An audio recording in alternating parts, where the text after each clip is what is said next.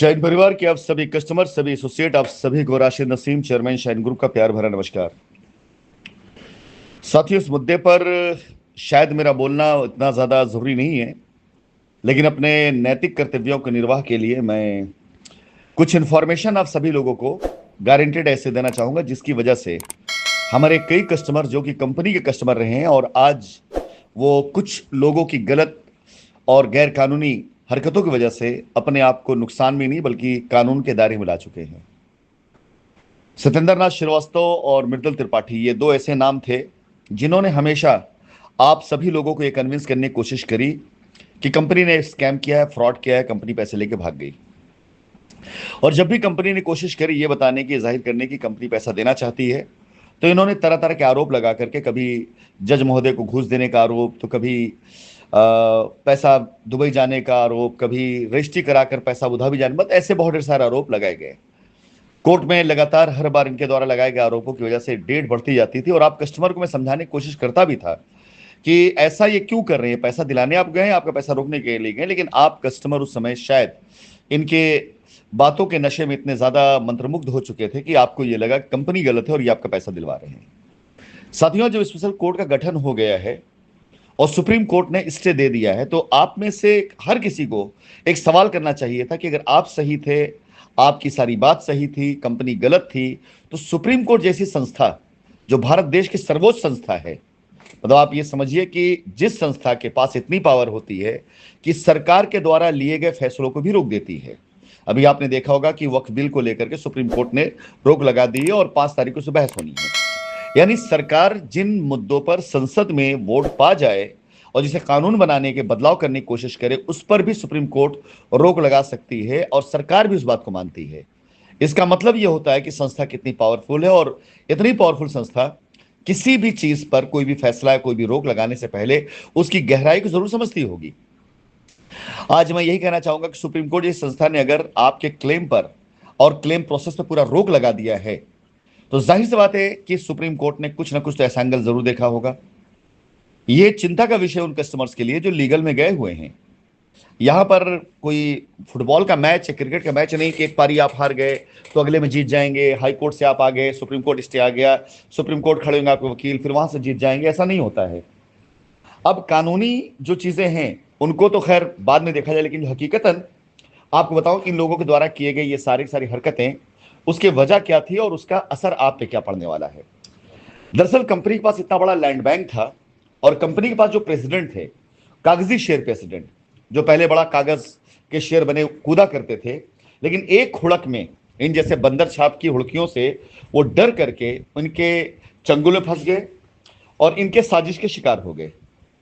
उन्होंने कंपनी की बहुत बड़ी जमीन पर इनके साथ मिलकर के जो फ्रॉड किया, जो इनके साथ मिलकर खेल खेला, उस खेल को खेलने और उसको दबाए रखने के लिए इन्होंने कंपनी पे हमेशा बार बार झूठे आरोप लगा करके कोशिश ये करी कि माननीय न्यायालय के समक्ष असलियत ना आने पाए।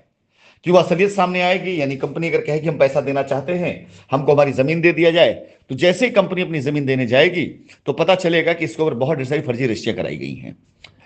जब कंपनी अपनी जमीन देने जाएगी तो पता चलेगा कई ढेर सारी फर्जी रजिस्ट्रियां करा करके सेटलमेंट करके पैसे लिए गए हैं। कंपनी जब सेटलमेंट पर आएगी तो ऐसे कई एफआईआर निकल करके आएंगे सामने, जिनके पैसे कंपनी में नहीं आए, लेकिन उससे इन्होंने फीस ये कहकर ले रखी है कि आपको पैसा दिला देंगे। और जब कंपनी उनके पैसे डिनाई कर देगी तो इसे सवाल किया जाएगा कि भाई ये पैसा कैसे मिलेगा। तो ऐसी कई चीजों से बचने के लिए, ताकि वो नौबत ना, ऐसे होता ना कि एक बच्चा अगर एग्जाम में कमजोर हो या किसी सब्जेक्ट कमजोर हो तो चाहता है कि क्लास बार बार कैंसिल हो, एग्जाम बार बार कैंसिल हो।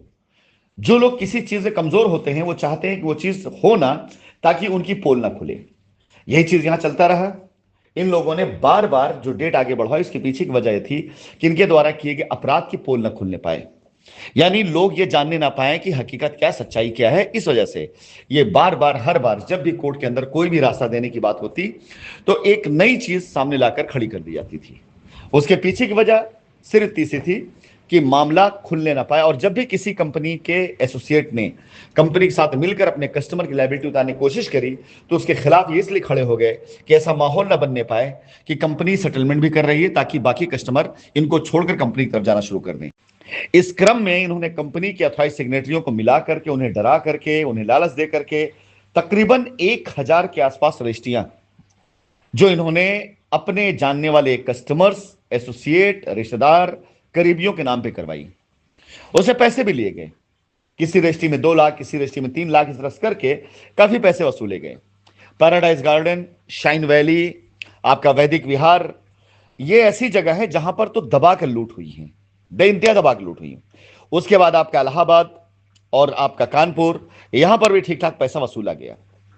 सत्येंद्र नाथ श्रीवास्तव, मृदुल त्रिपाठी, अभिषेक सिंह के साथ में झांसी तक गए थे और वहां जाकर के उन जमीनों को भी इन लोगों ने दूसरे के नाम पे लिखवाया। अब ये सारा का सारा मामला सबूतों के साथ और कई गवाहों के साथ सामने जब पटल पर आया है तो अब ये कोर्ट में जा रहा है। इसकी आपको सूचना सिर्फ इसलिए दी जा रही कि अब आज के बाद से इन जैसे मुजरिमों से लड़ाई लड़ने की जगह हम, हमारी पूरी कंपनी और सारा जो हमारा लीगल पैनल है वो सिर्फ इस बात पे ध्यान रखेगा कैसे इनके खिलाफ सबूत इकट्ठा करके हम उसे कोर्ट तक पहुंचाएं। बस हमारा उद्देश्य इतना होगा कि इनके द्वारा किए गए हर एक अपराध और एक गलती, हर एक चीज को कोर्ट के सामने रखा जाए ताकि कोर्ट को कन्विंस किया जा सके कि मकसद इनका क्या था। अब आती है इसके बाद मृदुल त्रिपाठी की बारी। मृदुल त्रिपाठी जो अपने आप को दिखाता था कि 2019 से ये कंपनी का अधिवक्ता है, हकीकतन उस समय इसके पास वकालत की डिग्री नहीं थी। उस समय कोविड की वजह से जो लॉ का एग्जाम होना था वो कैंसिल हो गया था और ये वकील नहीं बन पाया था। और ये अपने जो कहते हैं ना कि एडमिट कार्ड को दिखा करके अपने आप को वकील बना करके आप लोगों को बेवकूफ बनाता रहा। इसने फर्जी वकालतनामा लगा करके, जिसमें वकील था भी नहीं, इसने कंपनी डायरेक्टर की बेल तक डाली हुई है। यह छोटा मोटा नहीं, बहुत बड़ा अपराध है। इसने कई लोगों के, आप में से कई लोगों के जब क्लेम डाले तो उसमें इसने अपना रजिस्ट्रेशन नंबर नहीं लिखा हुआ है। आप एक बार चेक करिए, एक बार देखिए। अब अगर कोई एक बंदा वकील ही नहीं है और वकालत के नाम पर वो अपने फर्जी दस्तावेज लगा रहा है तो आप अंदाजा लगाए उसके साथ के जो उसके कस्टमर, उनका क्या हाल हो रहा है। क्या आपको लगता है कि मृदुल त्रिपाठी के किसी भी एक क्लाइंट को क्लेम मिल जाएगा इसलिए कि मृदुल त्रिपाठी ने फर्जी वकालतनामा लगाया है? नहीं मिलने वाला है। आपको सिर्फ सूचना इसलिए दी जा रही कि अपने अपने ग्रुपों पर ये लोग कंपनी के द्वारा दी गई इंफॉर्मेशनों का मिसयूज करते रहे और आपको गलत तरीके से कन्विंस करते रहे। जब सुप्रीम कोर्ट का स्टे आया तो इन्होंने झूठ बोला। इन्होंने कहा कि आप में से बहुत से कस्टमर वो सुप्रीम कोर्ट जाने के लिए इनको पैसे दे रहे हैं, क्यूआर कोड मांग रहे हैं, करोड़ों रुपए इकट्ठा हो जा रहा है और बाद में ये कहते हैं कि जो कस्टमर हमारे पास आएगा उसका हम क्लेम कराएंगे, नहीं हो आएगा तो नहीं कराएंगे। इनको इतनी तमीज नहीं है कि हाई कोर्ट और सुप्रीम कोर्ट में जमीन आसमान का अंतर होता है। जब आप पार्टी ही नहीं है तो कैसे आप खड़े हो जाएंगे वहां पर? जब आपको किसी भी तरह से रिस्पॉन्डेंट नहीं बनाया गया तो कैसे आप खड़े हो जाएंगे वहां पर? चलिए फिर भी मान लेते हैं जो 3 से 4 लोग हैं उनमें किसी ने इनको रिस्पॉन्डेंट बना दिया, क्या जवाब देने जाएंगे? जवाब देने यही जाएंगे कि 68,000 करोड़ रुपए कंपनी लेकर भाग गई और ईडी ने जांच नहीं किया है। इनसे क्या पूछा नहीं जाए कि काफी सबूत दे दीजिए? तो खैर, आफ्टर ऑल कहने का मतलब यह है कि यहां तक मामला जाएगा, कहानी यहां तक पहुंची कि इन्होंने सोचा भी नहीं था।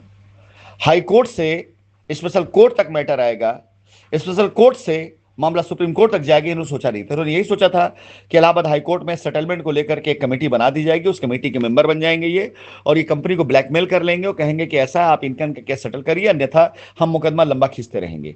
यही इनका मकसद था, ताकि इनके द्वारा किए गए स्कैम, चाहे वो बेल में हो, चाहे एफआईआर में हो, चाहे वो रजिस्ट्रियों में हो, वो दबा रहे छिपा रहे, जो कि अब पॉसिबल नहीं है।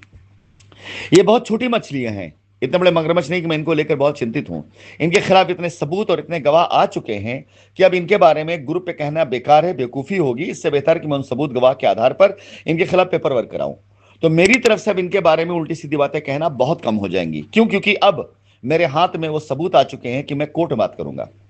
सड़क पर, सोशल मीडिया इनके बारे में बात करना बेकार। आपको सिर्फ सूचना इसलिए दी जा रही है कि अब आप कस्टमर असुरक्षित हो चुके हैं। आप कस्टमर जो मृदुल त्रिपाठी कस्टमर है, आप कस्टमर जो सत्येंद्र नाथ श्रीवास्तव कस्टमर है, इसके तो क्लेम ऐसे गिर गए सारे सारे, ना के बराबर इसके क्लेम वहां पर हो रहे हैं। और आप लोगों से झूठ बोलता रहता है ये लगातार, पता नहीं कहां जाएगा इसका झूठ और कहां लेके जाएगा इसका झूठ आप लोगों को। और मृदुल त्रिपाठी जो गिने चुने 2, 4, 10, 20 क्लेम आ गए हैं, वो क्लेम भी खत्म हो जाएंगे, रोक दिए जाएंगे और ऐसे भी रुके हुए स्टे की वजह से, लेकिन आगे वो सारे सारे अब परमानेंटली होल्ड कर दिए जाएंगे। तो साथियों, अब आप खुद तय करिएगा कि आप इन दोनों वकील का क्लाइंट है तो आपको क्या करना है आगे, क्योंकि कंपनी का दरवाजा आपके लिए तो बंद हो चुका है। आज से पेपर वर्क स्टार्ट हो रहा है कंपनी का। अब अगर कंपनी कोई रास्ता सोचेगी आपके लिए और आप खुद मांगेंगे रास्ता, तो कंपनी तैयार करेगी। लेकिन कंपनी अपनी तरफ से आज के बाद से ऑफर देना बंद करती है इनके कस्टमरों के लिए, और इन दो के दोनों का कबर खोदने का काम कंपनी आज से शुरू करती है।